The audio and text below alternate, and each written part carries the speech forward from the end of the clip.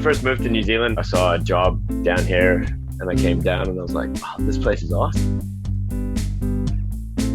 This has been my home base for coming up on 5 years now. Pretty amazing place, and I've tried to leave several times and I can't. Okarito, it's incredible. It's a great little community out here and just has so much to offer. And I love having the sound of the waves in my ears.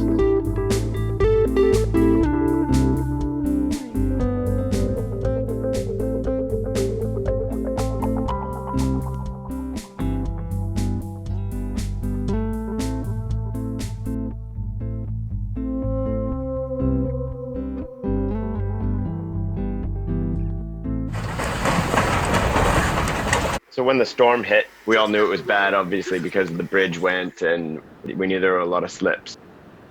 I was supposed to be heading over to South America for a bit.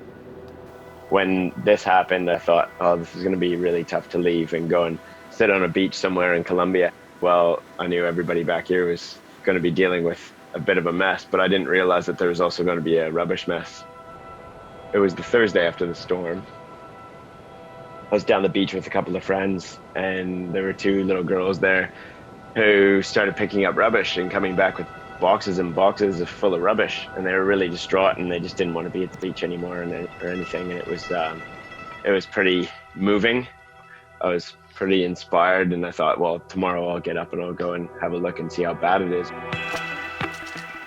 So the next day I walked out. I mean, I could see the state of it all the way down, and I camped out there, and what I saw the next morning, I just started crying and couldn't believe how bad it was.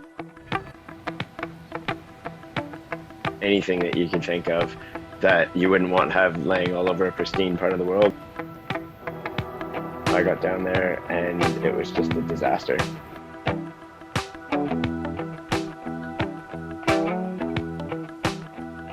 I got back into Okarito. I talked to a few people and asked if anybody had called for help and if there was anything happening. And I was told that everybody was kind of just sitting back and waiting to see, you know, whose responsibility this was going to be and who was going to clean it up and what's the best way to attack it. And I just thought, well, we don't have time for that. I went back to my house and I typed up an email, started sending it to all the local news outlets and then also to the PM and anybody that I thought should listen. Some friends and I started up a Facebook page to kind of communicate with the wider public what's happening. We just kind of started mobilizing people. I ended up at some meetings with people. At that stage, I was somehow became the volunteer coordinator. I mean, when I say that I'm sorry, if I could change things, girl. I'm amazed at a local level how selfless people are and how people are coming from all over the place to want to help out. And I'm asking God, why would you do this to me? Why would you do this to me? Oh, if only I could love you like you want me to, then everything would be alright. And if only it was that easy, if only it was that. There's trends in what's coming up. It seemed like it was almost more recent rubbish or stuff that was similar to what we used to it. Lots and lots of shredded plastic bags, little milk creamers, they're everywhere. Toothbrushes, they're a big problem. I mean, there's bamboo toothbrushes, why not use those instead?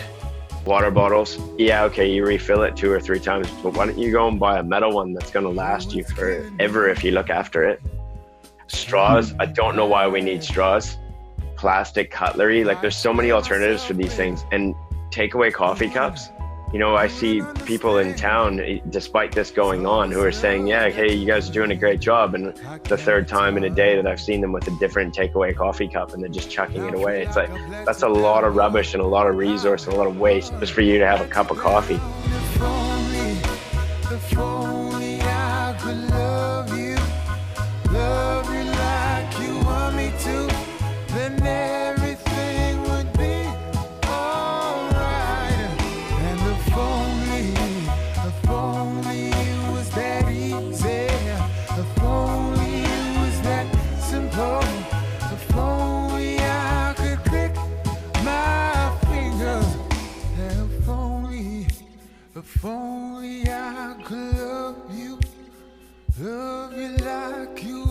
too, then everything would be. It's not the first one to blow out, and it won't be the last. I mean, this is going to happen all over the country. There's already some unstable ones that I know for a fact are being monitored. You know, the scale of this, it's a national problem. Central government should be looking at this and seeing, like, all right, this is a huge problem that's going to continue to happen around the country. We should use this as a benchmark for learning so that we can prevent this in the future. It's because this is a New Zealand problem, not a South Westland problem, not a Fox landfill problem. This is a New Zealand problem because this waste is coming from everywhere.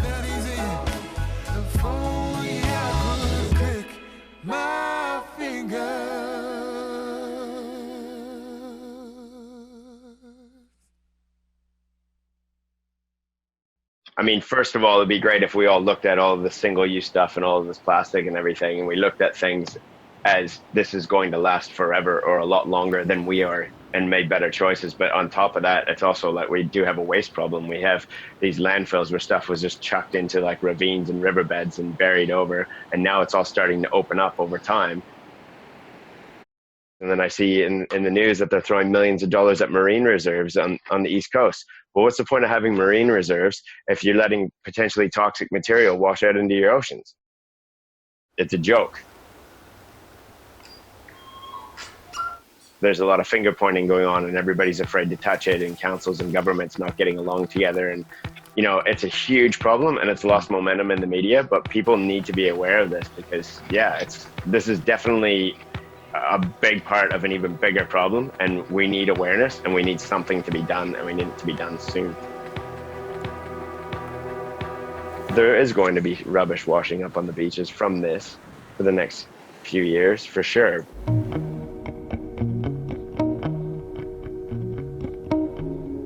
We've actually been speaking to local businesses already about different options, and actually every business that I've spoken to has been really receptive to it. People are receptive. There are changes already happening. When I speak to people on the consumer level, they blame the establishments. When you speak to the establishments, they blame the consumers, but then they also blame the big manufacturers. And if you did speak to the big manufacturers, I'm sure they would just say supply and demand, as long as we can make money off of it.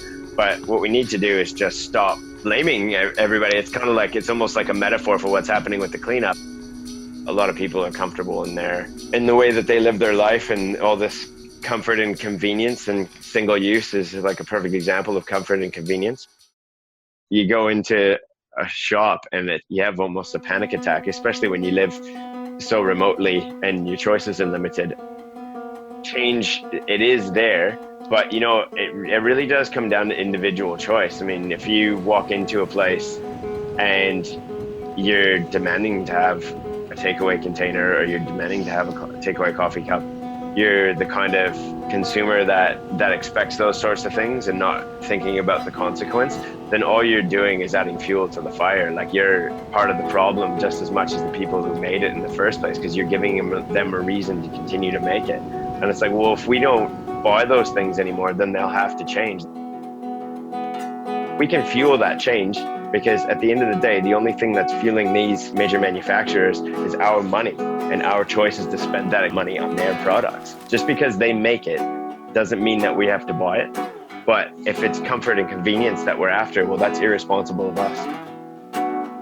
I considered myself quite selective, and I was always very careful, but you can always become better and better and improve. And I've definitely noticed some areas that I need to improve in.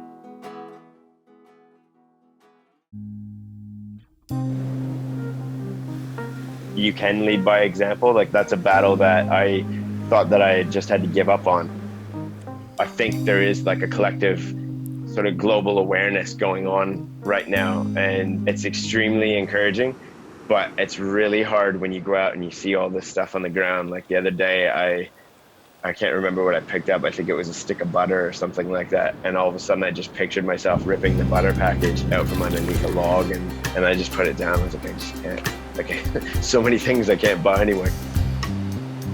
I think the big thing is, if they feel like they can fuel change in their community, or if they come across a situation like this, just to not be afraid and just stand up for what they believe in. And as long as you're telling the truth, as long as you don't give up, then nobody's going to be able to hold you back.